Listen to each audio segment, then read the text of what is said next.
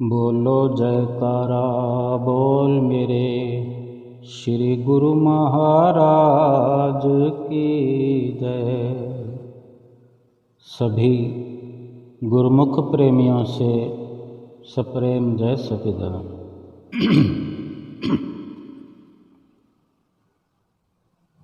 इस भरे संसार में चारों ओर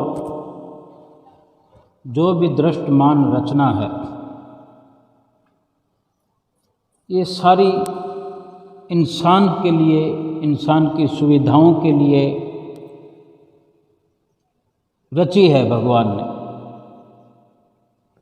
जितने भी आडंबर हैं, जितने भी सामान हैं, जो भी पसारा नज़र आता है, वो केवल इस दुनिया में रहने वालों के लिए ही तो है। इस दुनिया में 84 लाख योनियाँ जीवन बसर करती है, जीवन का सफ़र तय करती है। और ये भी हर कोई समझ सकता है कि जितने भी रचना है, 84 लाख योनियाँ इतनी सक्षम नहीं कि वो अपनी बुद्धि का इस्तेमाल कर सके, बुद्धि कौशल से कुछ ऐसा करे कि इस दृष्टमान रचना में नज़र आने वाले सब नज़ारों से वो अपने लिए सुखद भविष्य चुन सके, अपने वाले इस आज को, इस वर्तमान को और आने वाले कल को संवार सके। उनमें बुद्धि ही नहीं है, उनमें ये सक्षमता ही नहीं है। वो चाह कर भी अपने लिए वो रास्ता नहीं चॉइस कर सकते, नहीं रास्ता चुन सकते जो अपने उज्जवल भविष्य को दर्शाता हो, उज्जवल भविष्य की ओर जाता हो, जिसमें अपना लोक या परलोक संवरता हो। फिर जो 84 लाख योनियों से सर्वश्रेष्ठ मनुष्य जीवन है, मनुष्य योनि है, मनुष्य का शरीर है, इस मनुष्य शरीर के अंदर जो बुद्धि है, उस बुद्धि में ये कौशल हो सकता है, उस बुद्धि के अंदर ये सक्षमता है कि इन सांसारिक सौंदर्यों को, इनके बीच रहते हुए, इनको भोगते हुए, इनका लाभ लेते हुए ऐसा कार्य किया जा सकता है जिससे इस मनुष्य का आज भी वर्तमान जो हम जी रहे हैं, हर पल को लेते हुए पूरे जीवन के लिए जितने भी हमारे पास पल हैं, जितने श्वास हैं, जितने दिन हैं, जितने महीने साल हमारा जीवन है, पूरे का पूरा ये जीवन संवारा जा सकता है और परलोक भी अपना सुधारा जा सकता है। इस मनुष्य जीवन के अंदर ये भगवान ने एक अमूल्य शक्ति दी है, एक ऐसी सोच दी है, ऐसी समझ दी है, मनुष्य को पावर दी है, ताकत भी दी है, सब कुछ दिया है। लोक और परलोक संवारने के लिए भगवान ने इस मनुष्य योनि में सारी शक्तियां भर दी है। लेकिन उन शक्तियों का इस्तेमाल करना ना करना, सदुपयोग करना, दुरुपयोग करना, ये इंसान के अपने हाथ में है। कौन कौन सी शक्तियां हैं जो गिनाई नहीं जा सकती। इस मनुष्य जीवन में क्या ताकत है, इसकी बुद्धि का कौशल कहाँ तक रंग ला सकता है, क्या क्या करिश्मे इंसान अपने इस जीवन में कर सकता है, इसको गिनाया नहीं जा सकता। और इतना सक्षम होने पर भी क्या ये मनुष्य यानी हम क्या अपना बुद्धि कौशल इस जीवन में दिखा पा रहे हैं, कर पा रहे हैं, बुद्धि का इस्तेमाल कर पा रहे हैं। वो शक्तियां जो हैं इंसान उनके कारण, उस बुद्धिमत्ता के कारण, इस ताकत पावर के कारण इंसान इस संसार को रचने वाले, संसार को बनाने वाले, मनुष्य को बनाने वाले, मनुष्य के लिए ये सुख साधन मुहैया कराने वाले भगवान के पास पहुंच सकता है, भगवान से मिल सकता है, उसको पा सकता है, उसको अपना बना सकता है। उसकी इस रचना के साथ साथ इस रचना का सुख शारीरिक तौर पर भोगते हुए उस स्वयं भगवान के नज़दीक पहुंच सकता है, बल्कि भगवान के साथ मिल सकता है, एकाकार हो सकता है। शक्तियों में अगर हम महसूस करना चाहें कि ये मनुष्य ही है जो ज्ञान प्राप्त कर सकता है, सामाजिक ज्ञान, व्यवहारिक ज्ञान, आध्यात्मिक ज्ञान और भक्ति का ज्ञान, और फिर इसमें भी क्वालिटीज़ अपने आप से निर्धारित कर सकता है कि कितने उच्चतम शिखर की भक्ति प्राप्त कर सकता है। भक्ति का जो ज्ञान प्राप्त करता है उस पर उच्चतम शिखर तक अमल कर सकता है। कोई रोक टोक नहीं, कोई उसके लिए कोई फीस नहीं है, कोई उसका लाइसेंस नहीं बनता कि भाई तुम भक्ति कर सकते हो और तुम नहीं कर सकते हो। हर इंसान, हर अमीर गरीब, छोटा बड़ा, गोरा काला, किसी भी जाति का हो, किसी समाज का हो, किसी देश का हो, गांव का हो, नगर का हो, विदेश का हो, हर कोई। और अच्छे से इस लोक को जो संवारना है वो हम देखें कि अपने अकल और बुद्धि का इस्तेमाल करके सात्विक भोजन करते हुए, सुंदर आहार विहार करते हुए, सुंदर व्यवहार करते हुए, सुंदर बोल चाल करते हुए और अपनी सुंदर चाल से, सुंदर कदमों की आहट से और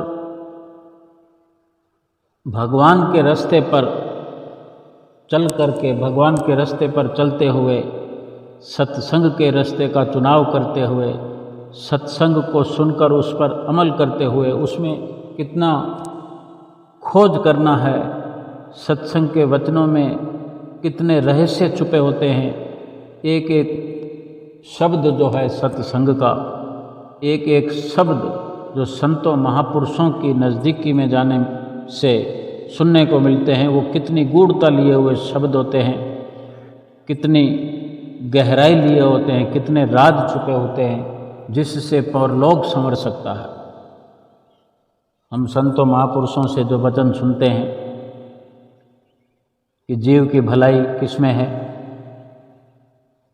सबसे पहले तो जो मनुष्य जीवन की बड़ी सोच है, अपने बुद्धि का इस्तेमाल करना, अपने बुद्धि कौशल अपना दिखाना, कि वो खोज करता है कि मैं संसार में आया तो क्यों आया। फिर उसे पता लगता है, खोज करने से भली भांति रास्ता मिलता है। फरमाता है कि जहाँ चाहा वहाँ रहा। अगर कुछ चाहते हैं तो रास्ता मिलता है। और जो भगवान के रास्ते की तलाश करता है या इस प्रकार अपने अंदर से वैराग को पैदा करता है, वैराग धारण करता है, तो उसके लिए भगवान रास्ता बनाता है, उसको सतगुरु से मिलाता है। भगवान स्वयं सतगुरु के रूप में, नर रूप में उस जीव से, उस प्राणी से मिलता है जो ये चाहना करता है, ये पूछता है, ये सवाल करता है, अपने आप से करता है कि मैं संसार में क्यों हूँ, मैं ऐसा क्यों हूँ। क्योंकि मेरे सामने और 84 लाख योनियाँ भी हैं। इंसानों से ज़्यादा गिनती 84 लाख योनियों की है। 84 लाख योनियों की जो गिनती है वो इंसानों की गिनती को कहीं पीछे छोड़ती है। तो इंसान ये अचरज करता है, जो इस प्रकार से सोचता है, अपनी बुद्धि लड़ाता है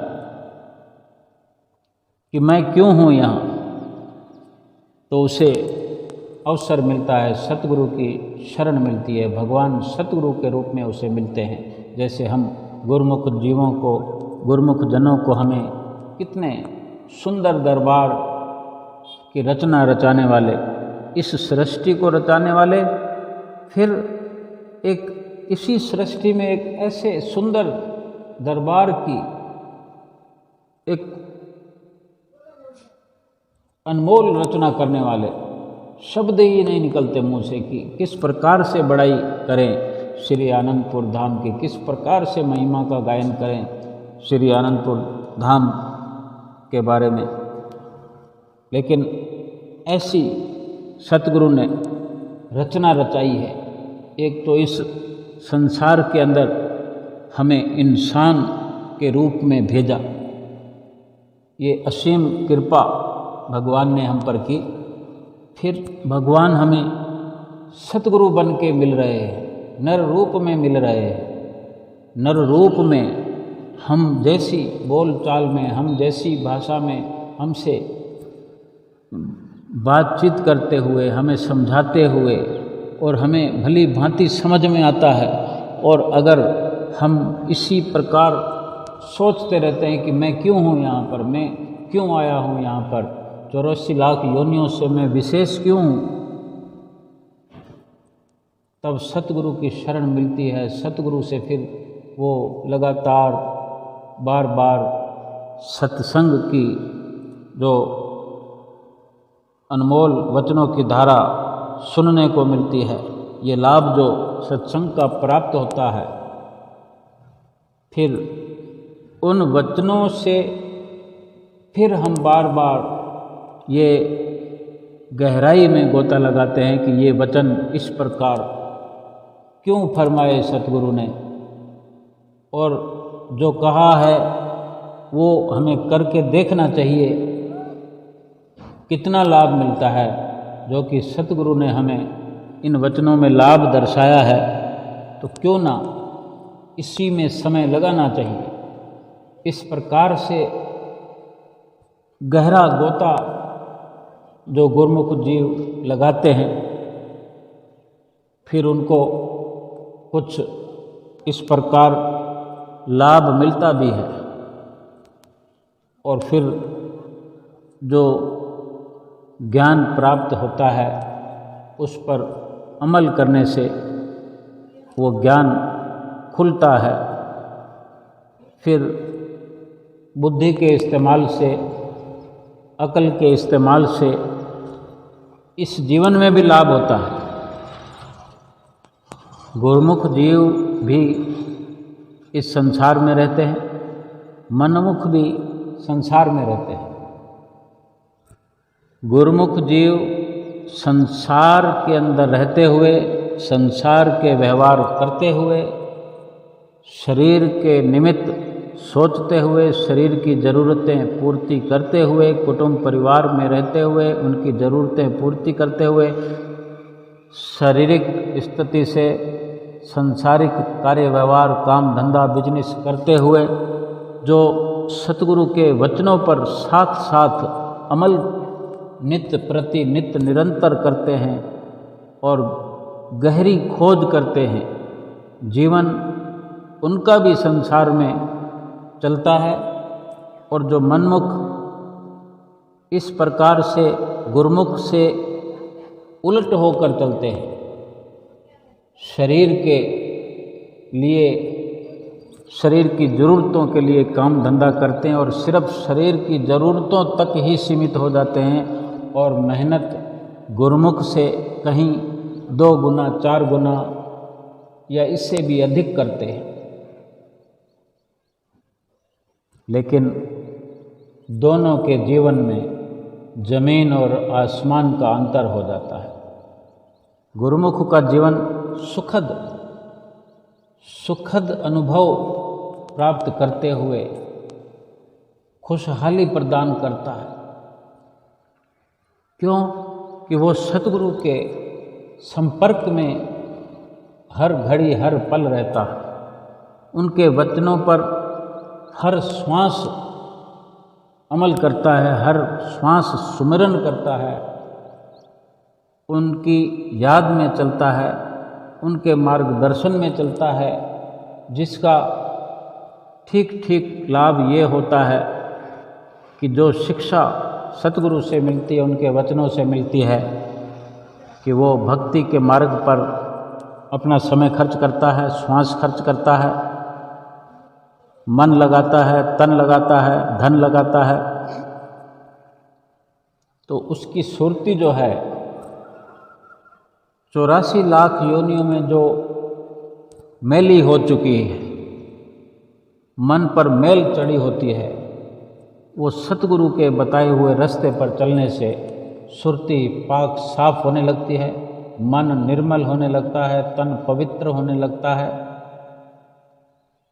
उसके जो कदम सतगुरु की बताई हुई राह पर चल पड़े, उनके मार्गदर्शन में चल पड़े हैं, उनकी रहनुमाई में जो उसका जीवन है, वो संसारिक दिशा से अपना मुख मोड़े हुए सतगुरु की तरफ मुख करके जो चलता चला जाता है, उसे ना तो दुनिया का कोई लोभ रहता है, ना लालच रहता है, ना कोई मन में क्रोध को अधिक जगा देता है।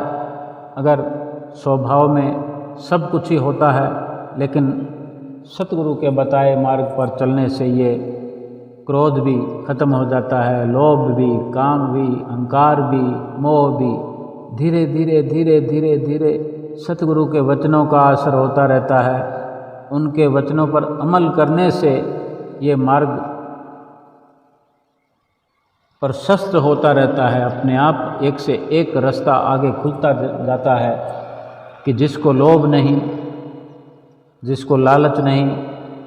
संसार में एक लोभ ऐसी बुरी आदत है, ये बुरा विकार है, ऐसा सारे के सारे विकार बुरे हैं। ये लोभ अगर मालिक की भक्ति का हो जाए, भगवान के भजन का लोभ हो जाए कि मुझे तो अधिक से अधिक यही करना है, तो भगवान के भक्तों का इतिहास में जो नाम हम सुनते आए हैं, पढ़ते आए हैं, भगवान के नाम जो स्वर्णिम अक्षरों में लिखे पड़े हैं, बड़े बड़े ग्रंथ भरे पड़े हैं, तो वो यही शिक्षा देते हैं हमें यही शिक्षा मिलती है कि उन्होंने लोभ का त्याग करके संसार की ओर से मालिक की भजन भक्ति का लोभ किया। मालिक की भजन भक्ति के लिए उन्होंने अपने अंदर तड़फ पैदा की, अपने अंदर वैराग धारण किया। संसार से वैराग करके मालिक की ओर अपने कदमों को हर पल बढ़ाते रहे। और जिसको लोभ नहीं तो ज़रूरत जितना सबको मिल जाता है, और जिसको लोभ होता है कि पूरे संसार को अपनी मुट्ठी में कर लूं, वो लोभ तो पूरा होता नहीं, ज़रूरत भी पूरी नहीं होती, क्योंकि उसके पास पर्याप्त मात्रा में होने पर भी उसका वो लाभ नहीं उठा सकता, फायदा नहीं उठा सकता। कलह कल्पना चित्त में बढ़ती रहती है। इससे हर पल ये लोक बिगड़ता रहता है। और गुरुमुख का जीवन जो कि सहज में जो कुछ मिलता है, हल्के पुरुषार्थ मात्र से, पुरुषार्थ करने से ही सब कुछ मिलता है, लेकिन उतना ही मिलेगा जितना प्रारब्ध में है। तो क्यों ना पुरुषार्थ मात्र से जो मिलता है आसानी से, और पुरुषार्थ करते हुए उसी को हासिल किया जाए, अपने आप तरक्की होती चली जाती है। अगर राजा महाराजा भी बनना है तो प्रारब्ध के कारण ही बना जा सकता है, महज पुरुषार्थ से ही बना जा सकता है। कोई ये सोचे कि मैं अपनी सोच से या अपनी ताकत के बलबूते पर मैं इतना बड़ा आदमी बन गया, तो सारी दुनिया जोर लगाती है, सारे के सारे राजा महाराजा नहीं बन सकते। और जिनको बनना होता है उनको तो ये बादशाहत विरासत में मिलती है। छोटा बच्चा पैदा होता है, वो कौन सा आकर जोर लगा के काम कर लेता है, कौन सा उसने महारत हासिल कर ली होती है, जिसके केवल जन्मदिन पर ही उसके हाथों में इतने उपहार आ जाते हैं। और माता पिता की जो वसीयत है उसी दिन से उसी के नाम हो जाती है, उसी दिन से वो यही जश्न मनाया जाता है पहले दिन की, वारिस आ गया, वंश को चलाने वाला वंशज आ गया। ये विचारने की बात है कि जब अपने आप होता है उतना तो करने से कभी होता ही नहीं। प्रयास करते रहना अच्छी बात है, बहुत अच्छी बात है, लेकिन प्रयास छोड़कर पीछे लग जाना किसी चीज के, संतों महापुरुषों के तो यही विचार हैं, यही इशारे हैं। भगवान रामचंद्र को वनवास मिला तो क्या उससे छूट नहीं सकते थे? लेकिन सहज में ही स्वीकार किया और संसार के रस भोगों का त्याग किया। प्रारब्ध को ध्यान रखते हुए ही सारे दुख सहन किए। जिस भी दृष्टांत के पीछे का इतिहास उठाकर देखें तो समझ में आता है। किसी दो लाइनों को भी अगर किसी गहराई में जाएं तो बहुत बड़ा इतिहास बन जाता है कि सब प्रारब्ध का खेल होता है। प्रारब्ध की सारी रचना है कि जो दुख प्रारब्ध से मिला है उसे भोगना ही पड़ेगा, लेकिन उसको हल्का करने के लिए, उसको आसान करने के लिए, फिर वो आसानी से अगर उससे हल्का होना चाहता है तो फिर लाभ हो सकता है। क्यों? कि भगवान के रास्ते पर चलकर, भगवान के वचनों का अनुसरण करके, जिसमें कि ये हर पल दिखाया जाता है कि जो कुछ भी है धीरज धारण करके भोगना ही पड़ेगा। और भगवान के बताए रास्ते पर चलने से, जो सतगुरु की शरण में जाने से भक्ति का मार्ग दर्शाया जाता है, उस भक्ति को हासिल करने के लिए जो कदम इंसान बढ़ाता है, उस पर अमल करता है सतगुरु के वचनों पर, और संसार के भोगों को, सुखों को छोड़ता है, त्यागता है। जब जब भी भगवान के रास्ते पर इंसान चलता है, भक्ति की राह पर चलता है, जब जब भी नित्य नियमों की पालना करता है, भजन अभ्यास की जब जब भी समय सीमा में बंधा होता है, उस वक्त संसार का कुछ ना कुछ पीछे छूटता है। संसार की तरक्की छूटती है, भले तरक्की हो रही हो या ना हो रही हो, लेकिन मन के अंदर ऐसा लगता है कि ये अगर 2 घंटे भजन अभ्यास किया तो ये 2 घंटे कोई आराम से सोना चाहता है तो वो आराम वाली नींद को छोड़ना पड़ता है। कोई दुकान का समय होता है तो उसको आगे पीछे करना पड़ता है। तो ऐसा है कि ये 2 घंटे दुकान का कार्य कम किया, या गप्पे ही मारनी हो तो वो भी एक मनोरंजन होता है इंसान का, तो उसका भी कोई त्याग कर पाया। अगर भगवान के भजन में नहीं होता इंसान तो कहीं ना कहीं तो होगा, दुकान पर होगा, गपशप करने में होगा, मित्र संबंधियों के साथ में होगा, भोग विलास में होगा, विषय विकारों में होगा, कहीं ना कहीं तो होगा, लेकिन उन सब का दुष्परिणाम ही निकलता है। और भगवान के रास्ते पर चलने से जिसने ये सब त्याग किया, संसारिक सुख वैभव का त्याग किया, भगवान श्री रामचंद्र जी महाराज ने क्या आदर्श दिखाया, सब कुछ छोड़ दिया, सब कुछ त्याग दिया। कितने वर्षों तक,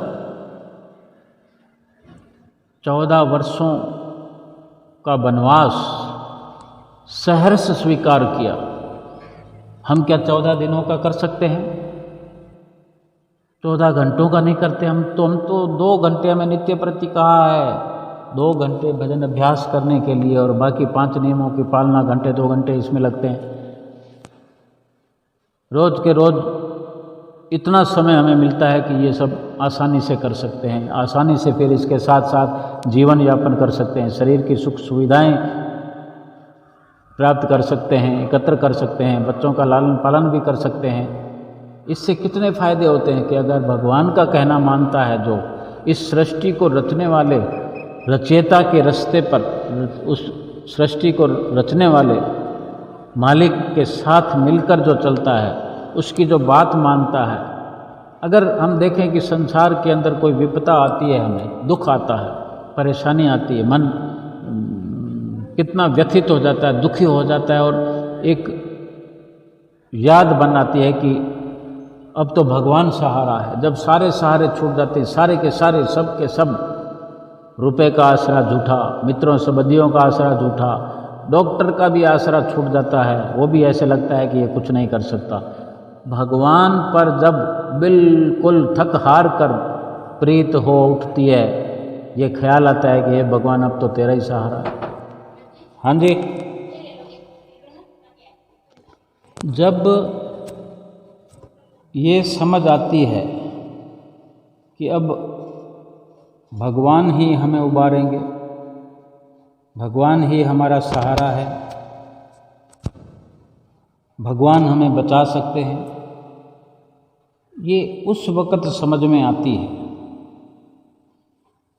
जब पहले ये इशारा हम समझ लेते हैं कि सारे संसार में कोई नहीं ऐसा जो भगवान कर सकते हैं। तो क्या ये उस वक़्त बिल्कुल अच्छी प्रकार से हमें समझ आ जाती है? अगर अच्छी प्रकार से ये अटल जो विश्वास है भगवान के अंदर दुख की घड़ी में दिख रहा होता है, और फिर भगवान को याद करने से ही चाहे या दुख अपनी सीमा पर पहुंच चुका हो और दुख का अंत होने वाला हो, किसी भी कारण से दुख अगर छट जाए और हमें ये लगे कि हमने भगवान को प्रार्थना की, भगवान ने हमारी सुन ली, हम कहते हैं कि हे भगवान हमें बचा लो, और हम वाकई बचते हुए नज़र आते हैं और बच जाते हैं, तो हम कहते भी हैं कि भगवान ने हमारी सुन ली। तो क्या उसके बाद में हमें भगवान पर हमेशा के लिए विश्वास नहीं हो जाना चाहिए? लेकिन यही अमूमन देखा जाता है कि उसके बाद में फिर वही संसारिक सहारे, संसार का मान, संसार का अहंकार, अपने पद वैभव का अहंकार शुरू हो जाता है, और फिर कभी जब इसी प्रकार की विपदा फिर आ जाती है, क्योंकि ये तो विपदाओं से भरा संसार है। संसार के सुंदर आकर्षण हैं, सुंदर नज़ारे हैं, ये सब के सब सुंदर हो सकते हैं, लेकिन अगर भगवान पर अटल विश्वास हो, इस सृष्टि को भगवान ने रचाया है, जिस भगवान ने रचाया है उस भगवान से प्रीत हो जाए तो ये संसार का कोई भी सुख हमें नुकसान नहीं पहुंचा सकता। जो मन लुभावन सुख हैं ये वास्तविक सुख बन जाते हैं हमारे लिए। सही मायने में हम इन सुखों के अधिकारी बन जाते हैं, इनके हकदार बन जाते हैं। लेकिन जो संसार को तो भोगना चाहता है, लेकिन संसार को बनाने वाले को नहीं मिलना चाहता, नहीं याद रखना चाहता, उस पर विश्वास नहीं करता, उससे प्रेम नहीं करता, उसकी चाहना नहीं रखता, फिर ये संसार के सारे सुख वैभव इंसान को दुखी करते हैं, इसका लोक बिगाड़ देते हैं। जब ये समझ में आ जाए कि भगवान सब कुछ कर सकता है तो अपने अहम को त्याग देना चाहिए कि फिर मैं कुछ नहीं कर सकता, और सारा जीवन इसी वृत्ति में, इसी घटनाक्रम में अपना जो चित्त है वो ऐसा बना के रखे कि मैं कुछ नहीं कर सकता। और सतगुरु बनकर जो भगवान हमें मिले हैं, हर वक्त अपना सतगुरु की प्रीत को अपने अंदर बसाए हुए अपना ये लोक संवार सकते हैं। इसी से ये लोक सुखी बन जाता है, और जिसका ये लोक सुखी हो गया, जिसका ये वर्तमान सुखी हो गया, जिसका ये आज सुखी हो गया उसका कल भी सुखी हो जाएगा, जिसका वर्तमान सुखी हो गया उसका भविष्य भी सुखी हो जाएगा, जिसका ये लोक सुखी हो गया उसका परलोक भी संवर जाएगा। जिसको लोभ है अपने सतगुरु के दर्शनों का, जिसको लोभ है अपने सतगुरु के वचनों में खोदने का कि क्या भरा है इसमें, सतगुरु जो समझाते हैं कि इसमें सुख भरा हुआ है, भजन अभ्यास में सुख भरा हुआ है, इन नित्य नियमों में सुख भरा हुआ है, तो इसकी खोज करनी चाहिए। जिसको ये लालच हो जाए कि मैं अधिक से अधिक खोज करूं, और जितना गहराई तक खोज करते हैं उतना ही बड़ा लाभ मिलता है, उतना ही आनंद प्राप्त होता है, उतना ही सुख मिलता है, उतना ही हमारा ये लोक सुखी होता है। और लोक सुखी हो गया तो फिर परलोक सुहेला हो जाएगा। और अगर संसार के सुखों का ही लोभ करते रहेंगे, एकत्र करने का लोभ करते, ये मिल जाए वो मिल जाए, जिसने भक्ति का रास्ता अपना लिया, सीधी सीधी बात है कि इस सुंदर संसार के अंदर सारी दृष्टमान रचना में जो कुछ भी नजर आता है सब कुछ है। यहाँ पर भक्ति भी है, माया भी है। अब हम अगर भक्ति की चाहना करेंगे तो भगवान मिलेंगे, और भगवान मिलेंगे तो संसार तो भगवान का रचाया हुआ है, ये माया भी भगवान की है। अगर हम भगवान को चाहते हैं तो माया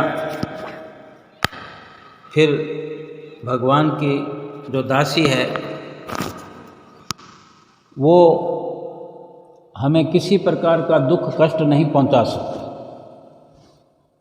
वो माया भी फिर हमारी रक्षा करती है,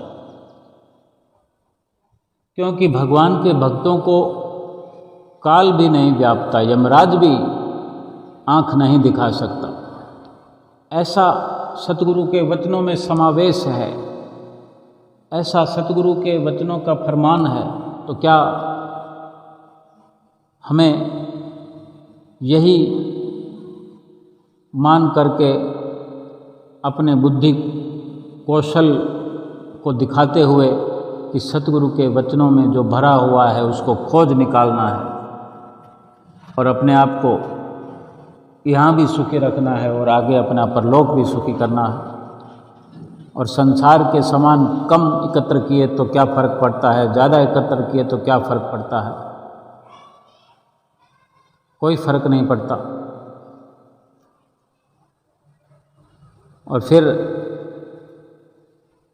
जब सब के सब कुछ यहीं रह जाने हैं,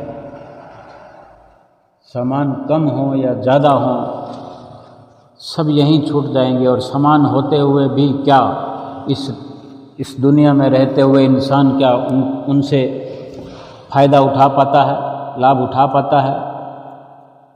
बादामों की बोरियां भरी पड़ी हों और कोई खा ना सकता हो, फिर क्या फ़ायदा बोरियां भरने का। रुपया बहुत हो, खर्च नहीं कर सकते हो, मकान या बिल्डिंग बंगला बहुत बड़ा हो, उसका सुख नहीं भोग सकते हो, तो क्या फ़ायदा है उसके बनाने का। फिर परोपकार का रास्ता क्यों नहीं चुनना चाहिए। जो भी हमारे पास है वो कहीं किसी प्रकार परोपकार में या फिर उन वस्तुओं के पीछे ना भाग करके अपने समय को सकारत करते हुए परोपकारिता में खर्च किया जाए। जो कुछ है वो सब का सब परोपकार में खर्च करना चाहिए। हमारे इस दुनिया में होने से अगर किसी का दिल खुश होता है, किसी का जीवन खुशहाल होता है, किसी के जीवन की गाड़ी सड़क पर आती है, या किसी को केवल मार्गदर्शन ही करा सकते हैं हम, किसी को रास्ता बता सकते हैं, किसी को सतगुरु के द्वार तक पहुंचा सकते हैं, किसी को भगवान नाम की महिमा उसके दिल में बसा सकते हैं, कुछ भी हमारे होने से दूसरे को लाभ हो, तो ये परोपकार है। जब यहाँ से जाना ही है तो फिर वो बुद्धि कौशल हमारे काम आएगा कि जाते वक्त क्या साथ लेके जाना है, उस काम में लगे कि नहीं लगे, उस काम को कर रहे हैं कि नहीं कर रहे हैं। इस संसार में आने का मकसद समझ आ गया है तो फिर उसको पूरा करने के लिए हर कदम हमारा बढ़ता जाए। संसार के सामानों का लोभ, संसार को पाने का लोभ। परम संत कबीर साहब जी ने फरमाया, चींटी चावल ले चली, बीच में मिल गई दाल। चींटी चावल लेके चली, बीच में मिल गई दाल। कहत कबीर दो ना मिले, एक ले दूजी डाल, एक ले दूजी डाल। एक चींटी के माध्यम से हमें समझाते हैं कि एक चींटी अपने मुंह में चावल लेकर जा रही थी। हम भी देखते हैं कि छोटे छोटे ये जो जीव जंतु होते हैं, अपनी भूख के लिए कुछ ना कुछ हर किसी को कोई साधन मिलता है, साधन होता है, भगवान ने बनाया है। तो वो उसके द्वारा समझा रहे हैं कि एक चींटी मुंह में चावल लेकर जा रही थी, तो चलते चलते उसको रास्ते में दाल भी मिल गई। एक दाल का दाना दिखाई दिया, या दाल का ढेर हो, उठाएगी तो एक ही दाना। चींटी की सक्षमता तो इतनी है कि पूरे ढेर को कहाँ उठाएगी। लेकिन इससे भी बड़ी बात है कि उसने चावल का दाना मुंह में पहले से दबा रखा है, मुश्किल से उसको घसीट पाती है। एक चावल के दाने को भी कहीं एक जगह से दूसरी जगह ले जाने के लिए उसको 20 बार वो मुंह से निकल जाता है, क्योंकि उसके वजन से चावल का दाना कहीं अधिक होता है। और इतने पर भी ये देखो कि एक दाल का दाना और सामने आ जाता है चलते चलते। फिर वो रुक कर उसको भी, दाल के दाने को भी मुंह में रखने में लग जाती है। तो क्या वो संभव है?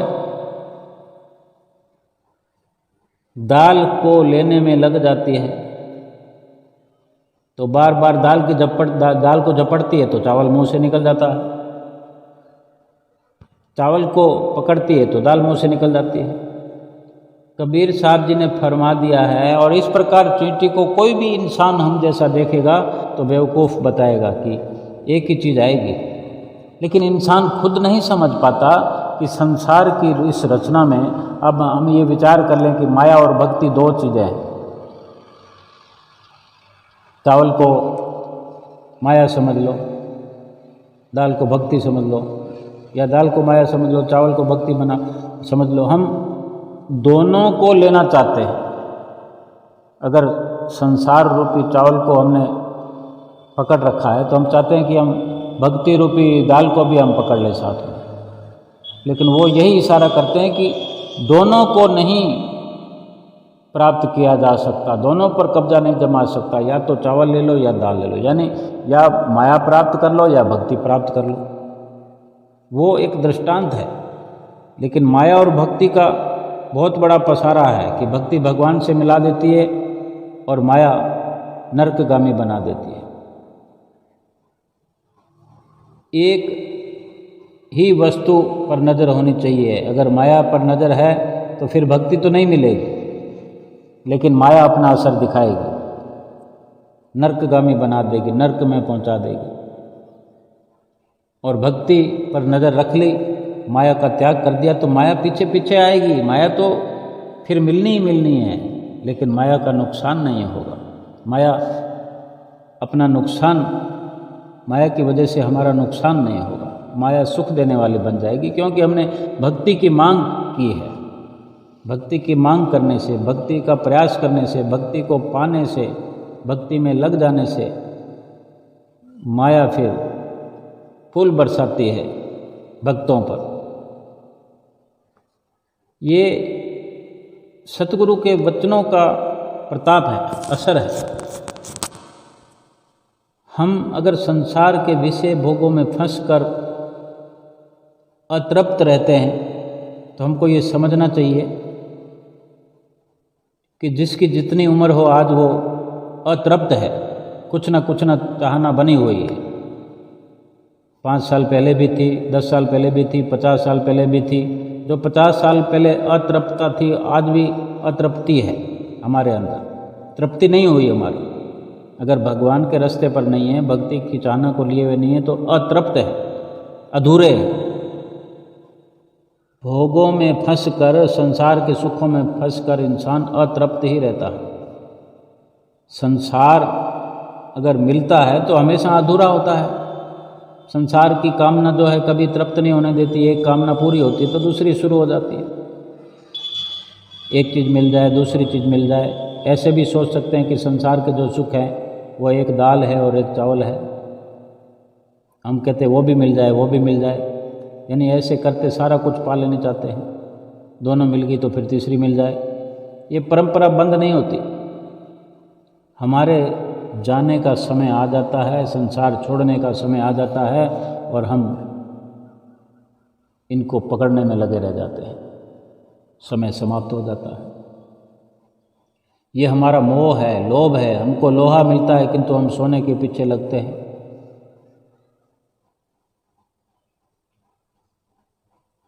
हमको लोहा मिलता है किंतु हम सोने के पीछे लगते हैं, पारस की खोज करते हैं ताकि लोहे को सोना बना सकें। काम, क्रोध, लोभ, ये तीनों प्रकार के नरक के द्वार हैं। ये आत्मा का नाश करने वाले हैं, अर्थात गिरावट में ले जाने वाले हैं। इसलिए तीनों का त्याग चाहिए। दोनों ना मिले, एक ले दूजी डाल। पहले एक लो, ये संतोष की शिक्षा है। मुख्य रूप से संतोषी होना चाहिए, जो लोभ मोह आदि से बचने का संदेश है। वास्तव में प्रारब्ध से जो कुछ प्राप्त है उसी में संतोष करना चाहिए, क्योंकि जो प्राप्त होने वाला है उसके लिए मेहनत करना ज़्यादा ठीक नहीं है। वो हल्के पुरुषार्थ से ही प्राप्त हो जाएगा। और जो प्राप्त होने वाला नहीं है उसके लिए मेहनत क्या, रात और दिन उल्टे लटक जाओ तो भी कोई लाभ नहीं होगा, वो वस्तु प्राप्त नहीं होगी। प्रारब्ध में नहीं है वो प्राप्त नहीं होगी, उसके लिए मेहनत करना बेकार है। अपने समय का नुकसान करना है केवल।